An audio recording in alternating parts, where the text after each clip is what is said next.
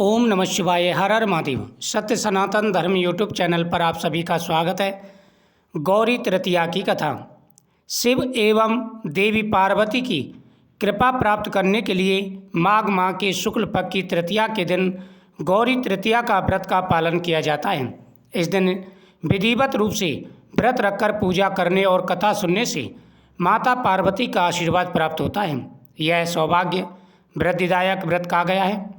इस व्रत को करने से सभी तरह के संकटों से मुक्ति मिलती है और सफलता प्राप्त होती है। स्नान आदि से निवृत्त होकर शिव और माता पार्वती की मूर्ति को स्नान कराना चाहिए। यदि चित्र है तो उसे एक पाटे पर लाल कपड़ा बिछा करके उस पर विराजमान करें। जल से चित्र को पवित्र करें। इसके बाद धूप दीप प्रज्वलित करें और दोनों को हार पुष्प तथा फल समर्पित करें। इसके बाद नैवेद्य अर्पित करें। 5 तरह के फलों को चढ़ाएं। इसके बाद पंचोपचार से पूजा करें। पूजा में जल, रोली, मोली, चंदन, सिंदूर, लौंग, पान, चावल, सुपारी, फूल, इलायची, बेलपत्र, फल, मेवा और दक्षिणा रखें। गौरी माँ की प्रतिमा को आप स्नान कराएं और फिर कथा सुनें। माता पार्वती के अनेकों नाम हैं, जिनमें से गौरी ही उनका एक नाम है। राजा दक्ष को पुत्री रूप में सती की प्राप्ति हुई।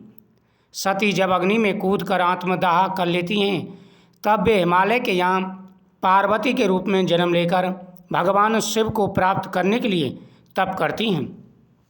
भगवान शिव को पाने हेतु जो तप और जप किया, उसका फल उन्हें प्राप्त हुआ। शुक्ल पक्ष की तृतीया तिथि को भगवान शंकर के साथ देवी सती का विवाह होता है। अतः माघ शुक्ल तृतीया के दिन उत्तम सौभाग्य की प्राप्ति के लिए यह व्रत किया जाता है। यह व्रत सभी मनोरथों को पूर्ण करने वाला है। सुहागन महिलाओं का सुहाग अटल हो जाता है। कुंवारी कन्याओं को सुंदर वर की प्राप्ति होती है। निसंतान दंपतियों को संतान का सुख प्राप्त होता है और सभी प्रकार की मनोकामना पूरी हो जाती है।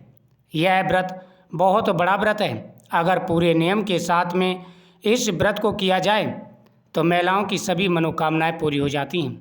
अखंड सौभाग्य प्राप्ति के लिए यह व्रत सबसे बड़ा व्रत है। हिंदू धर्म के अनुसार विवाह वर व वधू दोनों के लिए एक दूसरी जन्म के समान है।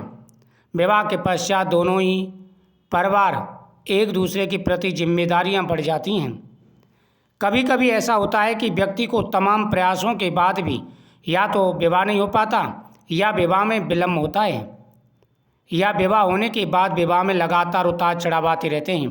इन्हीं सब समस्याओं को दूर करने के लिए मनुष्य बहुत से तमाम तरह के उपाय करते हैं, परंतु एक बहुत ही साधारण व सरल उपाय करना चाहिए। देवों के देव महादेव व माँ गौरी की उपासना, जो कि शुक्ल पक्ष की गौरी तृतीया को करनी चाहिए। गौरी तृतीया का व्रत शुक्ल पक्ष की तृतीया तिथि, जिसे गणगौर के नाम से भी जाना जाता है। गौरी तृतीया का व्रत बहुत बड़ा व्रत है।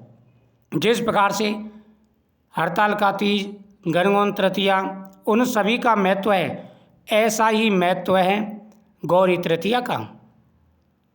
तो इस प्रकार से माता पार्वती ने कठोर तप किया था और उनके कठोर तप से प्रसन्न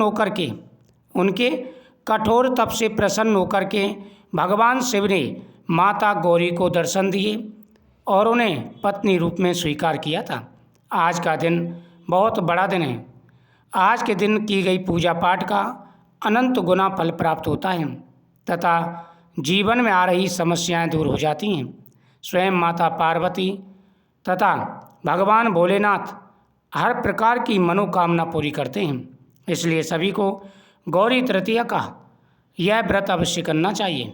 जो भी माताएं मैंने यह व्रत करती हैं, उनके जीवन में आ रही समस्याएं दूर हो जाती हैं। बहुत बड़ा यह व्रत है और ख़ासकर जिनके जीवन में परेशानी आ रही है, जिनको अनेक प्रकार की समस्याएं ग्रस्त जीवन में आ रही हैं, उनको अवश्य ही यह व्रत करना चाहिए।